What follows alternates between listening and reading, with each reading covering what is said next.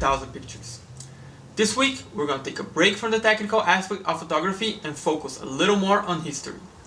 The plan is to have this subject in mind at least once per month. Learning about history and the great masters that preceded us is fundamental when developing a personal photographic style. To understand the history of photography, we need to first comprehend what ideas and initiatives had led to its creation. Since the beginning of time, we as humans have always had the need to defy death and become immortal. For example, the Egyptians would preserve the bodies to try to sustain their carnal appearances. In the progression of time, mankind has realized that it is impossible to eternally keep bodies intact, which is why we now use images to try to preserve the spirit instead. Nowadays, nobody believes that our images grant us immortality. But what is undeniable is that images preserve memories for life and save people from a second death, a spiritual one. It is impossible to preserve the body intact, but producing realistic images had never been easy either. To give the paintings a credible look during the Renaissance period, Leon Battista Alberti had created a mathematical scheme that produced a realistic perspective onto images. This scheme was called linear perspective. The system was based on Euclidean geometry with the intent of giving an impression of depth in pictorial representations.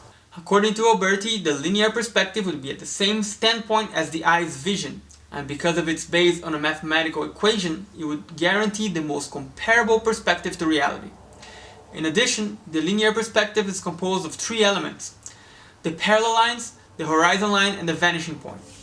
As they near the vanishing point, objects in the composition becomes increasingly smaller, thus appearing farther from the viewer. This invention has had encouraged artists to think much more about the resemblance that their image share with reality. During medieval age, for example, painters would always represent their subjects facing forward or sideways, in a two-dimensional perspective. Artists have had a really hard time with defining the proportion of elements in the background, which would often appear flat, which is why they would position most of their subjects in a very simple background. After the linear perspective, more artists began to place their subjects in a three-quarter standpoint, paired with a much more complex background. I know this is interesting stuff, but what did it all have to do with photography? Well, the linear perspective is very effective, but it also demands a lot of work. So it was necessary to simplify this process to facilitate the creation of images. Various devices were established to simulate the perspective on the canvas. The camera obscura, for example, would reproduce the image onto the canvas so that the artist would only have to fixate that image with ink and pencil.